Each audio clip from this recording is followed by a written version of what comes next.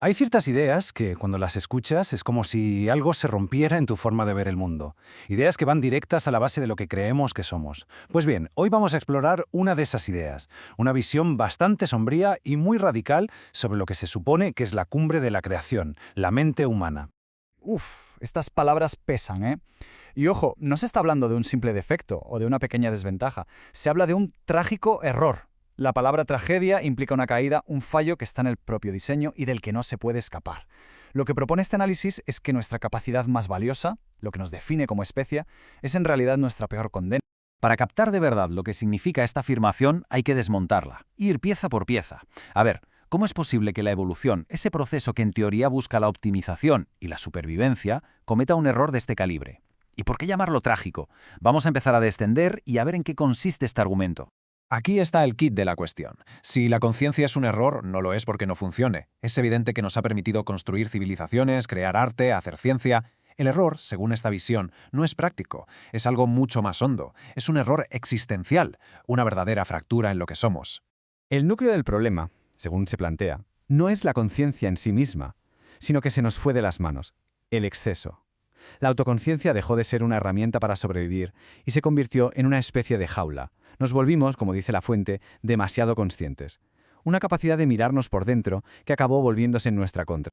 Esta definición es importantísima para entenderlo todo. La conciencia en este contexto no es solo saber que existes, es un estado de alienación. Mientras todo lo demás en la naturaleza funciona en una especie de armonía, sin pensarlo, en un fluir constante, la humanidad se ha desgajado de esa unidad. Nos vemos a nosotros mismos como entes separados, como si fuéramos espectadores de una realidad de la que, irónicamente, somos parte. Y claro, esta separación nos lleva a una paradoja tremenda. Si somos un producto de la naturaleza, ¿cómo puede ser que lo que más nos define sea, en el fondo, antinatural?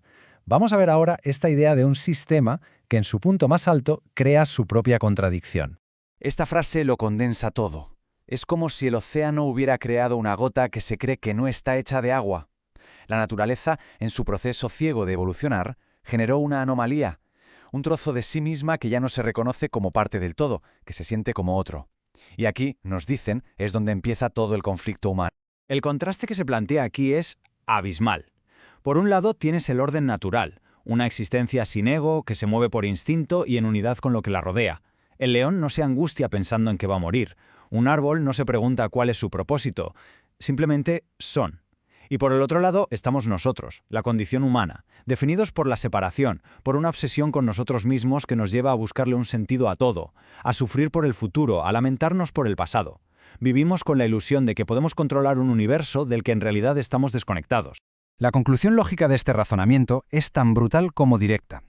Si las leyes de la naturaleza son la norma, entonces la humanidad, con su conciencia que no para de mirarse el ombligo, es la excepción que rompe la regla.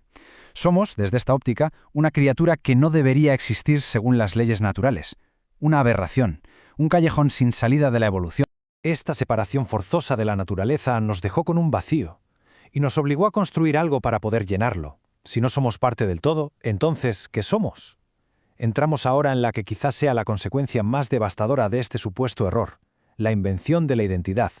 Esta pregunta resuena en el centro de nuestra experiencia. Nos pasamos la vida entera intentando responderla, construyendo identidades, narrativas personales, buscamos a la desesperada algo a lo que agarrarnos en el vacío de nuestra separación. Pero, ¿y si la respuesta es que no somos lo que creemos ser? La elección de palabras aquí es demoledora. No dice seres, no dice personas, dice cosas. Nos reduce a un mecanismo cuya función principal es obsesionarse con una ilusión, la de ser un yo único y coherente. Nuestra identidad, por tanto, no sería una verdad que se descubre, sino una ficción que nos contamos compulsivamente. Aquí se desmonta el yo por completo. No es un alma, no es una esencia. Es una acumulación, un montón de datos sensoriales y emocionales. Y lo más inquietante de todo, está programado para generar la sensación de que somos un individuo, alguien único, con un propósito, como si fuera un software existencial diseñado para darnos consuelo frente a la verdad de nuestra insignificancia. Y es que todo nuestro sistema social, nuestras ambiciones, nuestros sueños, se basan en esta programación, esa necesidad de destacar, de ser recordados, de sentir que nuestra vida tiene un significado único. Es el motor de nuestra civilización y, según este argumento, no es más que el síntoma de nuestra enfermedad. Esa programación que nos susurra constantemente que cada uno es alguien especial. Y con esto llegamos a la estocada final, la demolición de toda la premisa, la aniquilación de la ilusión. Si deshacemos la programación, si miramos más allá de esa acumulación de experiencias, lo que queda es el vacío. La idea de que, en el fondo, todos somos intercambiables. La idea de que si nos quitan nuestras historias, nadie es nadie. Cerramos este análisis con una pregunta que se queda ahí, suspendida en el aire. Si la consciencia fue un error que nos separó de la naturaleza y el yo es una ilusión que construimos para soportar esa separación, ¿qué nos queda? ¿Se puede vivir sabiendo esto? ¿O acaso negar esta verdad es la única forma de poder seguir adelante? La fuente no ofrece respuestas, solo un diagnóstico implacable. Así que la reflexión final, con todas sus incómodas consecuencias, ya es cosa de cada quien. Queda abierta.